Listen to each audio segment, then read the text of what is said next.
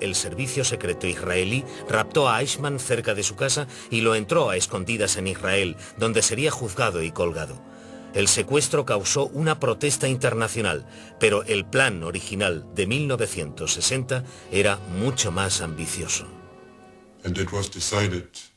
Se decidió hacer un comando de asalto y en el último momento matar dos pájaros de un tiro y capturar también a Mengele y llevárnoslo en el mismo avión. A mí no me gustaba la idea porque me parecía demasiado peligrosa, pero por suerte Mengele ya no estaba allí.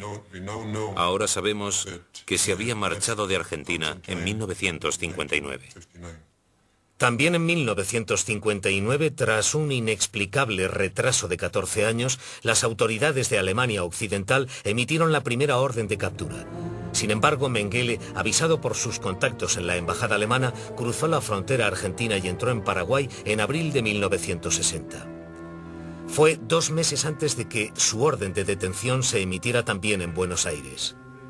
Mengele había visitado Paraguay desde 1950 y había establecido contacto con el presidente Alfredo Stroessner, cuya familia era natural de Hof. Stroessner había refugiado a muchos nazis que habían escapado de Alemania tras la Segunda Guerra Mundial.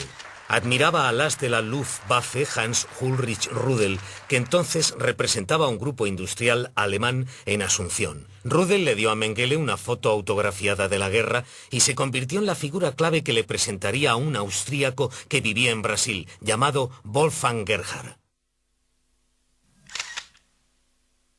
Gerhard era un ferviente nazi que usó sus contactos para alojar a Mengele. En octubre de 1960, Gerhard pasó en secreto a Mengele hasta Brasil, al concurrido anonimato multirracial de Sao Paulo, la ciudad más grande del hemisferio sur. Fue una maniobra inteligente. Durante los 25 años siguientes, el mundo estuvo convencido de que Mengele vivía en Paraguay bajo la protección de Stroessner. Para Marta, como le había pasado a Irene, la vida con un fugitivo se hizo insoportable. En 1961 se fue a Suiza dejando a Mengele solo otra vez. Wolfgang Gerhard usó sus contactos personales en inmigración alemana en Sao Paulo para buscar una persona de confianza que fuese manipulable. Y encontró a los Stammer. Gerhard les ofreció un administrador suizo para su pequeña granja y no les dijo que era Mengele. Dijo que era un ciudadano suizo que había heredado algo, les daría dinero y podía ser su socio. Los Stammer eran húngaros de derechas que habían emigrado a Brasil tras la Revolución de 1956. Gita tenía que ocuparse sola de su pequeña granja, ya que su marido, Geisa Agrimensor, pasaba largos periodos fuera de casa. Mengele se convirtió en el director de la granja. Entonces se hacía llamar Peter Hochpichler. Bajo el acuerdo al que había llegado con los Stammer, Mengele les dio dinero para comprar una granja más grande. Se mudaron a Serra Negra en 1962. Desde el principio hubo una diferencia de actitud entre los Stammer y su invitado. Los Stammer eran despreocupados húngaros que veían la granja como un trabajo suplementario. Mengele era un meticuloso alemán que esperaba que su inversión acabara permitiéndole ser económicamente independiente de su familia.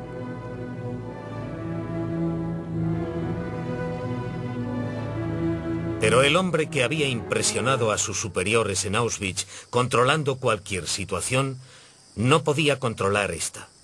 Aunque Serra Negra era un lugar remoto, Mengele estaba constantemente preocupado de que le descubrieran. Hacía su trabajo y cumplía con sus obligaciones, pero guardaba silencio. Empezó a dar largos paseos. Paseaba durante horas y horas. Otros días estaba más hablador, más contento, y se llevaba bien con todo el mundo. Pero de repente empezaba a discutir y a quejarse otra vez. La ejecución de Eichmann en Israel en 1962 puso nervioso a Mengele incluso más que el arresto. Ambos habían acaparado la atención mundial sobre los criminales de guerra que aún eran libres. Mengele estaba tan preocupado por su seguridad que construyó una torre de vigilancia en Serra Negra.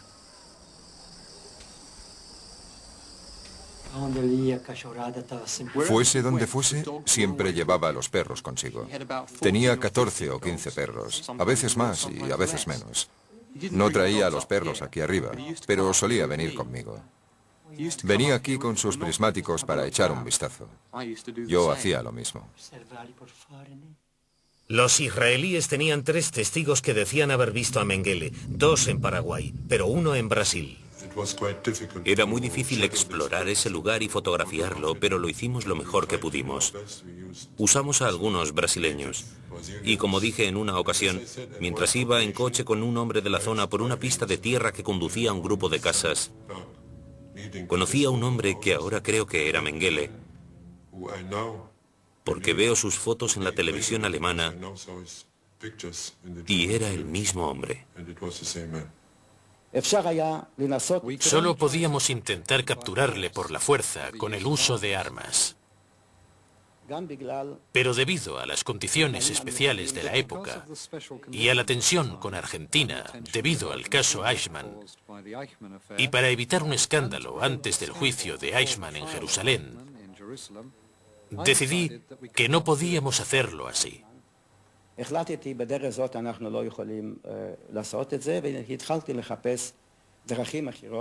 Empecé a buscar otras maneras de capturarle, maneras más sofisticadas de penetrar en el círculo de Mengele y de atacarle desde dentro. Pero en marzo de 1963, mientras ocurría todo esto, dimití. Así que se abandonaron todos esos planes. La búsqueda israelí de Mengele se volvió extrañamente espasmódica incluso en Paraguay. Un futuro embajador israelí nos dijo que nunca había recibido ni una orden para hacer algo a propósito de Mengele. Otros países hicieron incluso menos. Mientras tanto, muchos fotógrafos tomaban fotos como esta, tomada desde un río cercano a la frontera, o estas, tomadas en el aeropuerto de Asunción. Todas circulaban, todas fueron descartadas por la policía alemana, que no consiguió llamar la atención de nadie sobre el error. La foto fiable más reciente, antes de que apareciera todo el material en Brasil, la más reciente tenía más de 30 años. Y creo que eso ilustra las dificultades de ese tipo de persecución. Sé que se denunció que se le había visto en Paraguay, en Uruguay y en todo el mundo. Y puede ser que la gente que pensó de buena fe que había visto a Mengele, en realidad no le hubiera visto. Incluso se dijo que volvió a Gonzburg en 1959 para el funeral de su padre Karl y que fue acogido por las monjas en el convento inglés, pero Mengele no llegó a viajar. Tras otro soplo a la familia por parte de la policía bávara, Mengele canceló su viaje. No pasaría mucho tiempo antes de que Rolf descubriera la verdadera identidad de su tío Fritz. Creo que fue tras la captura de Eichmann. Entonces el nombre de mi padre apareció en los periódicos alemanes por primera vez, o nuevamente.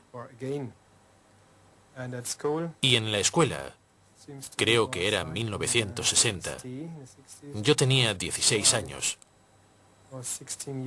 Y mis compañeros